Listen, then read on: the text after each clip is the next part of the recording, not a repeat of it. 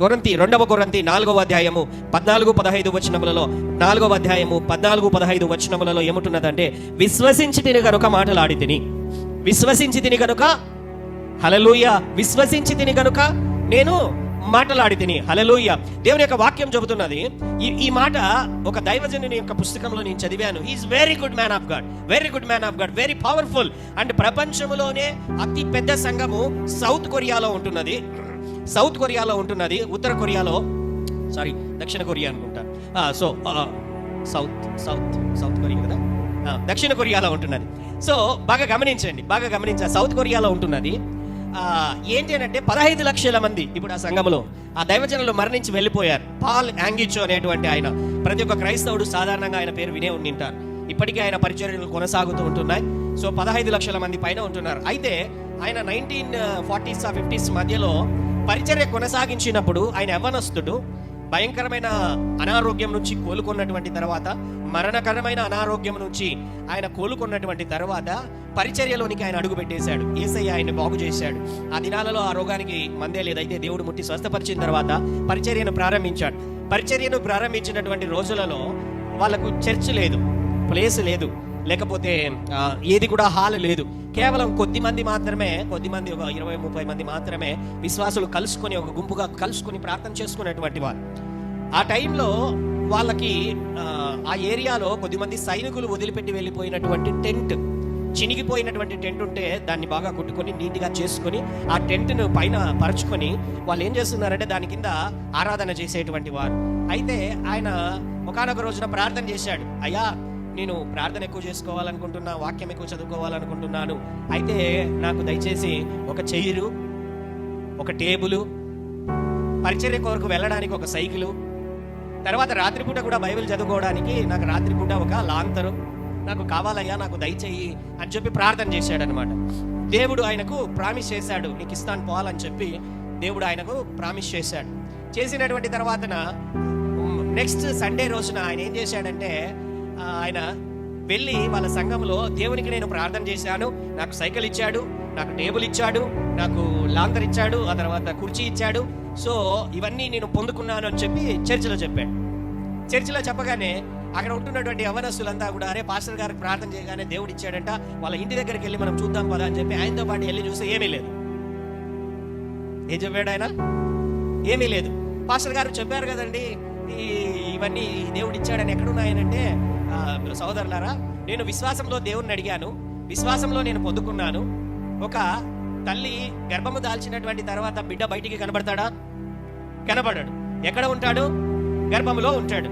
అలాగనే ఇప్పుడు అవన్నీ కూడా నా గర్భంలో ఉన్నాయని చెప్పి వాళ్ళతో చెప్పాడు. అవన్నీ ఎక్కడున్నాయంట? ఆయన గర్భంలో ఉన్నాయని చెప్పాడంట.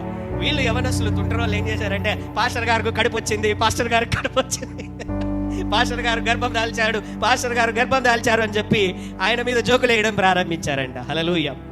అదే నెలలోనే ఏం జరిగిందంటే, కొంతకాలం తర్వాత అదే నెలలోనే ఒక ఆమె ఆ టౌన్లో నుంచి వేరే ఏం చేసినదంటే, ఆమె వెంటనే పాలాంగిచో గారిని పిలిచి, ఈయన ఏమైతే ప్రార్థన చేశాడో సైకిలు, ఏదైతే ప్రార్థన చేశాడో చైరు, ఏదైతే ప్రార్థన చేశాడో లాంతరు, ఏదైతే ప్రార్థన చేశాడో టేబుల్, ఇవన్నీ కూడా అయ్యా దేవుడు నాకు ఇవన్నీ మీకు ఇవ్వమని చెప్పాడు అని చెప్పి ఆయన చేతిలో పెడితే ఆయన ఆనందము కాదు.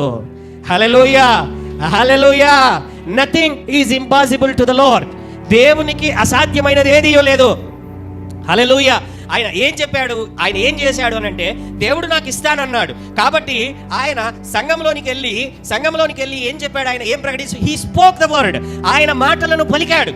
దేవుడు ఏదైతే తనకు అనుగ్రహించనై ఉంటున్నాడో, ఇస్తానని చెప్పాడో, వాటన్నింటినీ నేను పొందుకున్నాను, అవి నా దగ్గర ఉన్నాయి అని తన దగ్గర లేనప్పుడు దేవుడు చెప్పినటువంటి మాటను ఆయన పలికాడు కాబట్టి దేవుడు వాటన్నింటినీ కూడా నిజరూపము దాల్చినట్లు దేవుడు చేశాడు. హల్లెలూయా. ఒక్క మాట చాలండి, దేవుడు చెప్పేటువంటి ఒక్క మాట చాలు. మన జీవితంలో ఉంటున్నటువంటి పరిస్థితులన్నీ మార్చబడగలవు. మనము ప్రార్థన చేసేటువంటి జీవితం మన జీవితంలోనికి విడుదల చేయబడుతుంది. ఆమేన్. రోమన్ సెంచూరియన్ శతాధిపతి మత్తయి సువార్త 8వ అధ్యాయంలో యేసయ్యను ఆయన దగ్గర సమాజ మందిర పెద్దలకు రిక్వెస్ట్ చేసి రికమెండ్ చేసి, అయ్యా నా దాసుడొక్కడు అనారోగ్యముతో ఉన్నాడయ్యా, నువ్వు వాడిని బాగు చెయ్యి, వాడిని ముట్టినట్లయితే, నా దగ్గరకు వచ్చి వాడిని ముట్టినట్లయితే వాడు పైకి లేస్తాడని చెప్పి రికమెండేషన్తో సమాజ మందిరానికి ఎంతో మేలు చేశాడంటే వాళ్ళు చర్చిలు కట్టుకోవడానికి ఈయన హెల్ప్ చేశాడు. ఎవరు? రోమా అధికారి, అన్యుడు. హల్లెలూయా. హెల్ప్ చేసినటువంటి వ్యక్తి. బాగా గమనించండి. సో కొద్దిమంది వ్యక్తులు యేసయ్య దగ్గరికి వెళ్ళి, అయ్యా మన సమాజానికి ఆయన ఎంతో హెల్ప్ చేశాడు అంటే, సరే వెళ్దాం పదండి, బాగు చేద్దాం పదండి అని చెప్తే, ఆయన వెళ్తూ ఉంటుండగా వెంటనే ఆ శతాధిపతి ఆయన దగ్గరికి వచ్చి, అయ్యా నా ఇంటిలోనికి నువ్వు వచ్చుటకు నేను యోగ్యుడను కాదు. ఏమంటున్నాడు ఆయన? నా ఇంటిలోనికి నువ్వు వచ్చుటకు యోగ్యుడను కాదు. అయితే ఒక్క మాట నాతో చెప్పు. ఏమంటున్నాడు ఆయన? ఒక్క మాట చెప్పు, వాడు పైకి లేస్తాడు. హల్లెలూయా, హల్లెలూయా. ఒక్క మాట చాలు. విశ్వాసము కలిగి ఆ మాటను నువ్వు పలుకు. విశ్వాసము కలిగి. ఆ రోమా అధికారి విశ్వాసం కలిగి ఉన్నాడు. ఆయన అంటున్నాడు, అయ్యా మనుషులందరూ నా కింద దాదాపుగా 100 మంది పోలీసు వాళ్ళు ఉన్నారు. వాళ్ళందరూ నేను కూర్చోమంటే కూర్చుంటారు, లేయమంటే లేస్తారు, పొమ్మంటే పోతారు, రమ్మంటే వస్తారు. నాకు మనుషుల పైన అధికారం ఉంది. హల్లెలూయా. అయితే నీకు దయ్యముల పైన అధికారం ఉందయ్యా, రోగముల పైన అధికారం ఉందయ్యా, ప్రకృతి పైన అధికారం ఉందయ్యా. ఒక్క మాట నువ్వు పలుకు, ఈ లోకమంతా, సర్వ సృష్టి అంతా, పంచభూతములన్నీ, దయ్యములన్నీ నీ మాటకు లోబడతాయి. హల్లెలూయా. ఆ ఒక్క మాట, speak the word mix with faith. నీ నోట ఆ మాట పలకాలి.